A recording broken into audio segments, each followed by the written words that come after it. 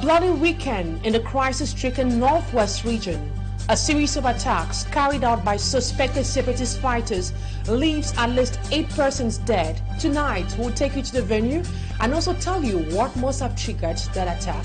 And away from that, civil society actors, politicians, and the entire Cameroonian community strongly condemn the video showing the chiefs of the Leke division of the Center region staging the funeral of Professor Maurice Kamto, president of the Cameroon Renaissance Movement political party. Reacting to the incident, the Cameroonian Renaissance Movement political party says the video is meant to tarnish the image of their president and that such acts are punishable according to the law of the country. Those are major stories. Stay with us for details and more.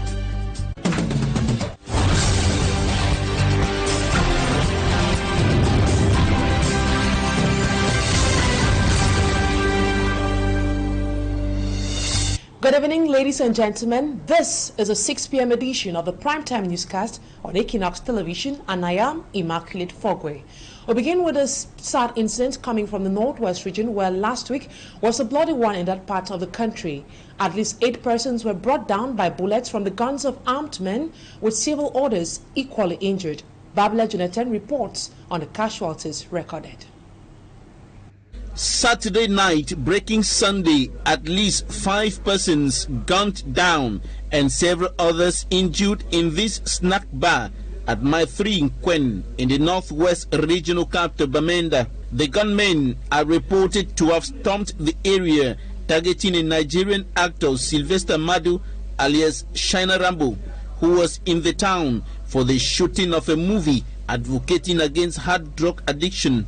He is saved by the police.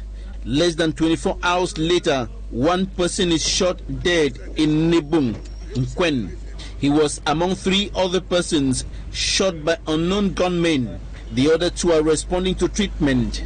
Earlier, the principal of Government Balingo High School, Mbekong, and deputy mayor of Balikumbat, Pasi Christopher Doba, was killed after close to 2 weeks of captivity by gunmen, and his mortal remains dropped on the street last Friday. Another person gunned down in Bamenda by alleged separatist fighters is a 15-year-old girl who tried persuading the armed men from taking away her father Friday night, breaking Saturday. Before her, the vice principal of Government Balingo High School, Kombo, was kidnapped and killed 23rd November 2023. And in a related story, reactions have been streaming in from across the political board following the weekend killings in Bamenda and related killings this month of November. While opposition party leaders blame the government for being fully responsible for the worsening situation, the ruling party is rather sending the blame board back to the opposition camp. Femi Armstrong Sanda tells us more.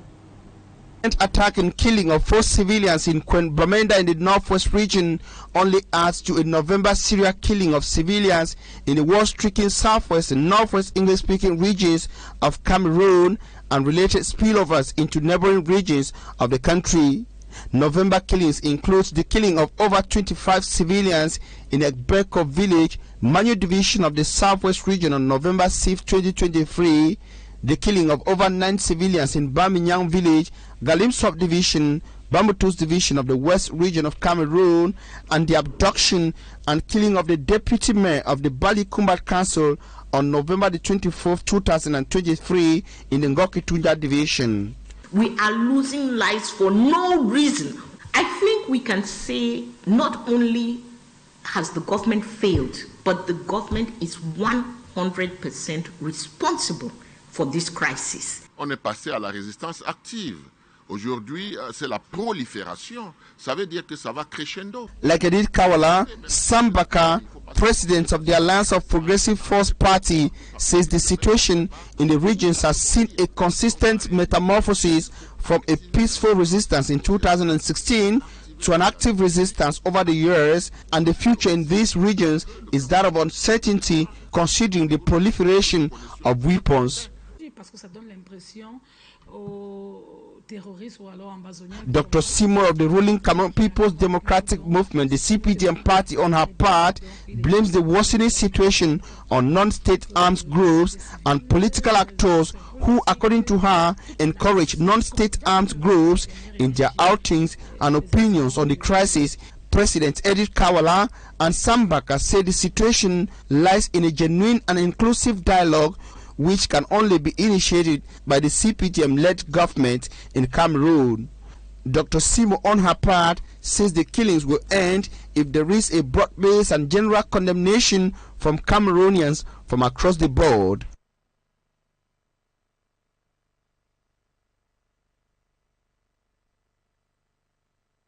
And still talking about insecurity, this time around we'll take you to Maimen, a locality in Guti subdivision of the southwest region where for the past 7 years, the village has been regarded as the most unsecured village as cases of kidnappings, killings and burnings arrive.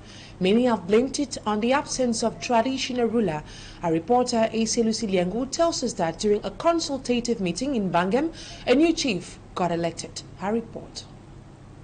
For over 7 years, Maimen, a village in the Nguti subdivision, Kupemwanenguba division of the southwest region, has been without a chief. The absence of a traditional ruler for the past years has favored several attacks, kidnappings, perpetrated by suspected separatist fighters. These bush houses that people have built in the bushes harbor a lot of criminals. If you can investigate thoroughly to do some of these bush houses and they are bent down, it's going to reduce those kind of people staying back in the forest. Maimen, according to the senior divisional officer of Kupemwanenguba, has been the most insecure village since the start of the Anglophone crisis. The number of kidnappings carried out in Maimen is alarming. It's alarming because no other village has reached this high number of kidnappings. And that's why we are calling on them to sit up. It was therefore a daunting task for the SDO, who for the past weeks has been strategizing on how the village can get a new chief. During a consultative meeting in Bangem, 4 candidates vied in, but at the end of the exercise, Chief Williams Bisson gained the confidence of his people and was declared Chief of Maimen. The coming of a new chief in Maimen is a relief to the population who hope for a return of normalcy and effective development in their village. So he has made it as his first priority that he has to start with the community school, the water project, and a village community hall. The news of his victory was received at Miss Joy for young villagers, fathers, mothers, and children. And away from news connected to the northwest and southwest regions, the lifeless body of a 45-year-old man was found along the banks of River Seneca in the Deya Maritime, that is in the Deya 1 subdivision in the Seneca Maritime Division, littoral region of the country. Neither his family members or friends have answers to what really happened or must have committed this person to commit such an act. We have details in this report done by Cedric Chakutio. Shock, consternation by relatives of Jean-Jacques at Buntumikon quarter in Edeya 1 reportedly committed suicide by jumping into River Sanaga. Neighbors and some family members say they are surprised since Jean-Jacques never had or showed any sign of depression or worry. Il enlève de l'argent, il donne les fighters. On se met à boire. Je le dis encore, je le répète. J'ai vu ce dernier facteur. L'un des facteurs, il venait de boire ça là-bas. It was after several hours of intense search that his lifeless body was found at the river banks. Ce qui est arrivé là-bas, moi j'habite là-bas vers le deuxième pont loin là-bas. Donc il ne sait pas. Mais avant-hier là, je lui ai porté vers les 16 heures jusqu'à le ramener comme je vous ai dit. Il n'y avait aucun problème. Moi je ne sais pas, je ne connais pas que mon frère avait des problèmes mentaux. Pour le côté là, non, même tout le monde ici la connaît comme ça. The corpse of Ji Jean-Jacques has been deposited at the mortuary in Edeya as security forces open investigations.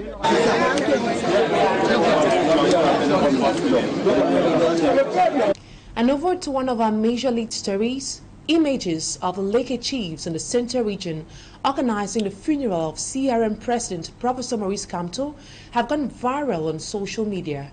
The reaction comes after the CRM leader tweeted by paying homage to late Professor Ube Monojana, a native of the Leke division. The action has been criticized by some political actors on the program Droit Response on Equinoxe TV. Innocent Aze compiled the views and also tells us what the law say about such an act. All started when Professor Maurice Kamto, in a homage address to late Professor Hubert Monojana via a tweet, qualified him as a respectable intellectual, but who rather wasted his knowledge on affairs of the CPDM party he had joined, instead of using it to foster desired change in Cameroon. Regarding this as an insult to their highly respected son, the Leke chiefs responded by organizing the funeral of Professor Maurice Kamto with a red casket placed on a wheelbarrow and his effigy in front, accompanied by some rituals. Some Cameroonians and politicians interpreted this as demanding the death of the CRM leader. Willie Menge of the CRM party says these are only few hungry Leke traditional leaders who have been manipulated. They are chiefs who do not make up half of the Leke traditional leaders. They acted on manipulés par des vents légers. On the part of Benoit Fejo of the CPDM party, the rituals performed by the faction of the Leke chiefs has been misinterpreted. I don't believe in witchcraft. They want nothing from the rituals, but simply sending a message. Kamto does not have to criticize a dead person like he did. Political analyst Aristide Mono backed CRM's Willie Menge. It is a comedy show put up by hungry people, sabotaging the chiefdoms of the Leke people.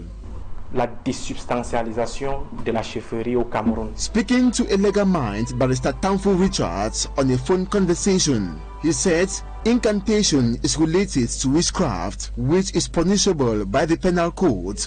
He cited section 251, which states whoever commits any act of witchcraft, magic or divination liable to disturb public order or tranquility, or to harm another in his person, property or substance, whether by the taking of a reward or otherwise, shall be punished with imprisonment for from 2 to 10 years, and with fine of from 5,000 to 100,000 francs CFA. According to the legal mind, the said Leke chiefs will be liable to these infringements if found guilty. And out of the country, 17 hostages held by Hamas in Gaza have been released, including a 4-year-old Israeli-American Abigail Moore Eden. Meanwhile, calm is slowly returning in Sierra Leone. This comes after an attempt to break into an armory in Freetown got repelled. Malaglory is a lady with our international page. Sierra Leone's President Julius Maada Bio announced on state television Sunday that calm has been restored after days of instability in the country. Report says unknown assailants are attempting to force their way into the military arsenal in Freetown, confronting security forces in various parts of the capital and freeing numerous prisoners from jail. The president says most leaders have been arrested and they will be held accountable. Following the attack, the authorities have imposed a nationwide curfew until further notice. The Information Minister Chenaba earlier stated that the security situation in Freetown was firmly under government control. However, strategic points are heavily guarded by security forces. No official human toll from the violence has been disclosed, but video circulating on social media shows uniformed men seemingly under arrest. And over to Israel, where a 4-day truce between Israel and Hamas entered its final 24 hours Monday amid calls from the U.S., from the United States and France to extend the ceasefire. The pause that began Friday has seen dozens of hostages held by Hamas freed, with more than 100 Palestinian prisoners released by Israel in return. Meantime, Egypt, Qatar, and the United States are pressing for a 4-day truce to be extended. Netanyahu said in a statement addressed to the Israeli that he will extend the truce by 1 day for each further 10 captives released. Hamas released 13 more Israeli captives. Meanwhile, 39 more Palestinian prisoners were released. And now to sports. The first phase of the League One Championship ended over the weekend with New Boys, Dynamo FC of Douala and Stade Rennais of Melong dominating Pool A and B respectively. The first phase was marred by many incidents, as Magic and Gabriel tells us in the following report.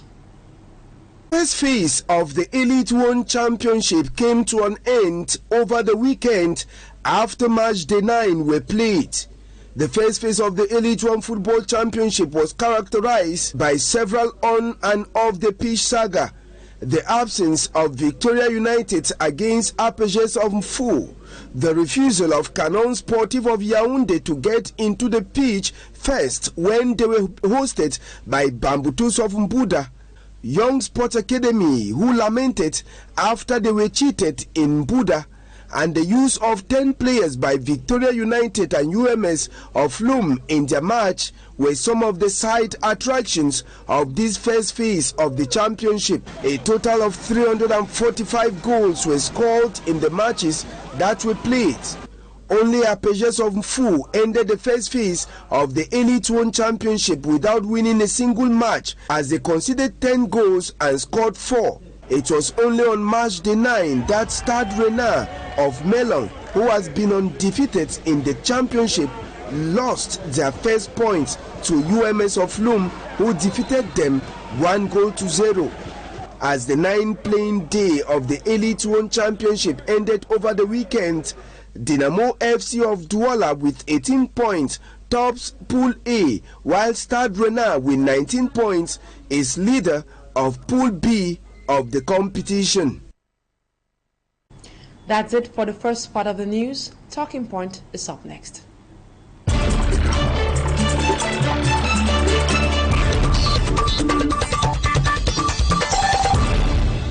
Tonight on Talking Point, I will be receiving Edith Kabangwala, President of the Cameroon People's CPP Party, and we'll be discussing about the recent killings that occurred in the Northwest region and also about the recent outings by the chiefs of the Lake Division. Each passing day, the crisis seems to be taking another twist. 5 more civilians got killed in Bamenda in a snack bar. The said snack was hosting veteran Nigerian actor Sylvester Madu, who was in town for a film project. What was your reaction after getting what happened in Bamenda over the weekend, Edith Kabangwala? I think it's unfortunate that this entire crisis, which could have been avoided by the government and also by the separatists, has now, we have now reached the stage of the crisis where guns are in the community and they are being used for whatever, for revenge, for crime, for whatever thing the person who is holding the gun wants to use it for.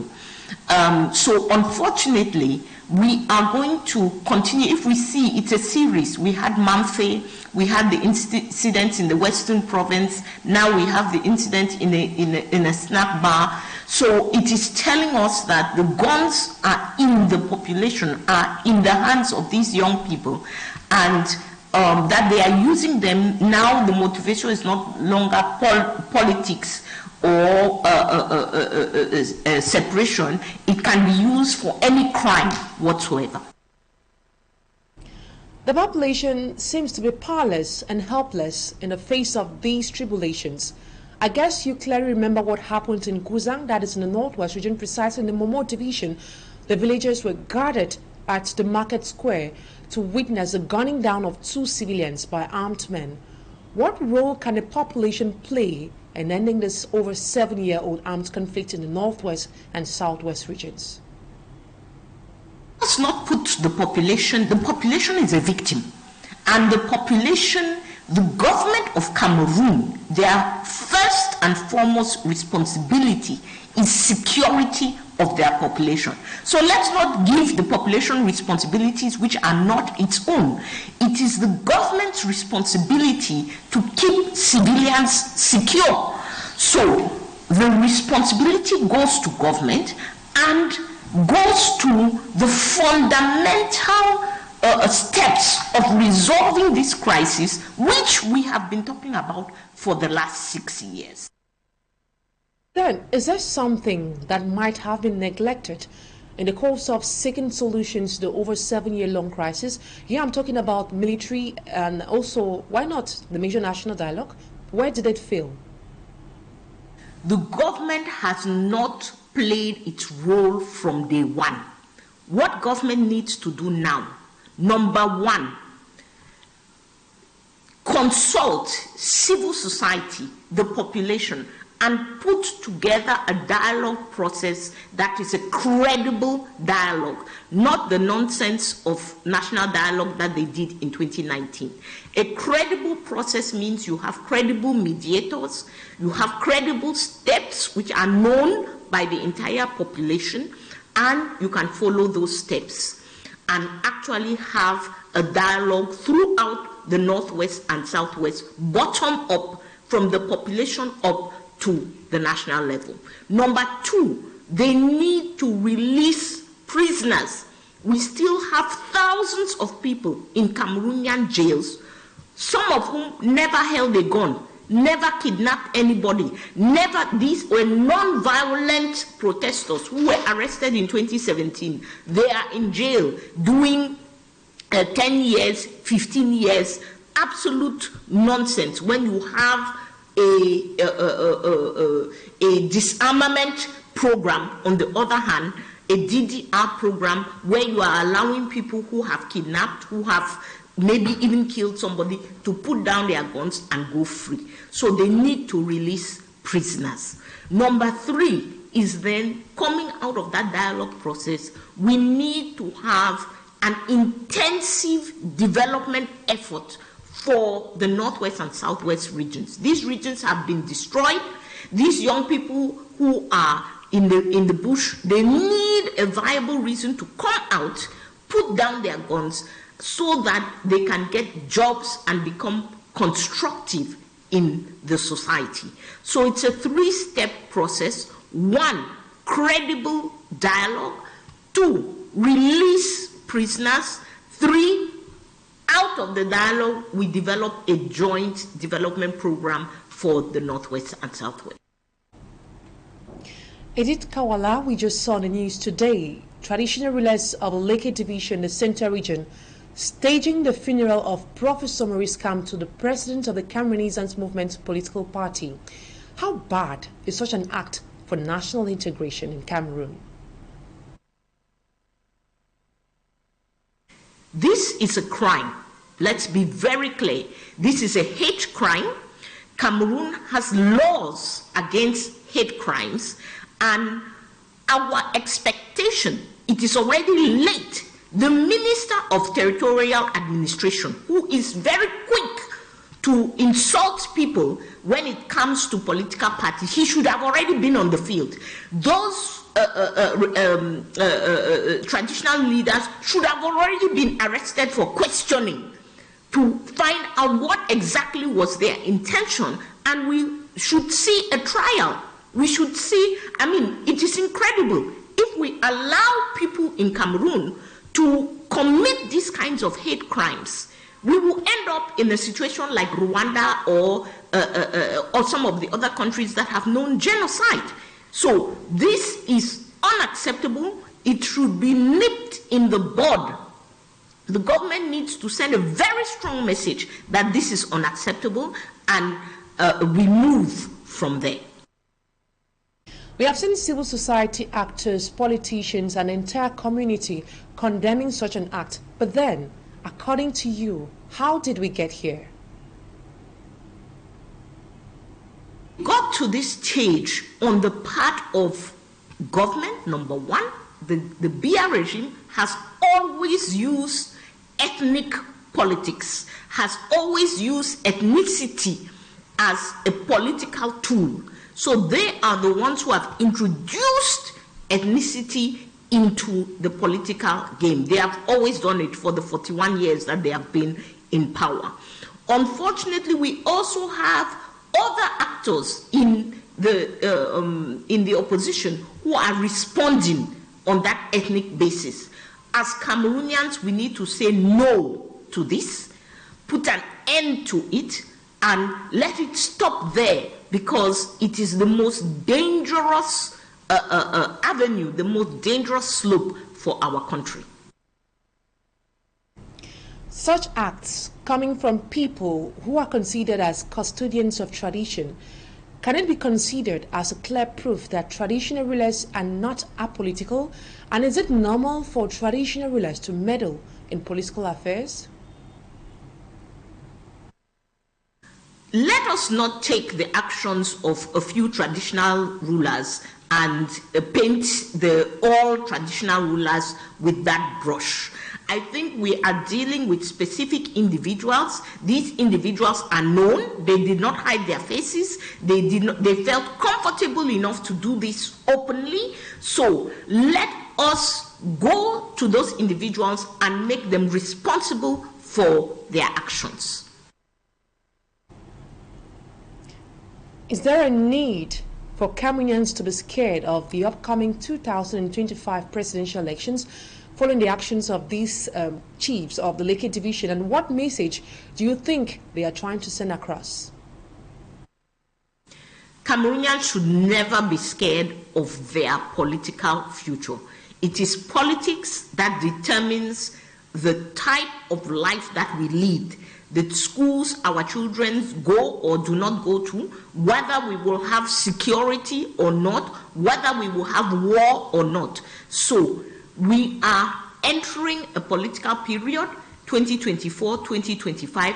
Every Cameroonian should be engaged in politics to build the Cameroon that we want. Nobody should be afraid. We should be afraid of the country we will have if we continue to allow those in power who have brought us to where we are today to remain there. So 2024-2025, every Cameroonian should be getting engaged for a political transition in Cameroon. Thank you so much, Edith Kawala, for being part of Talking Point today. And that's what puts an end to today's edition of the 6 p.m. primetime newscast on Equinoxe TV. Thank you so much for your keen attention. Have a wonderful evening in the company of Serge Alain Otto with his program, Equinoxe.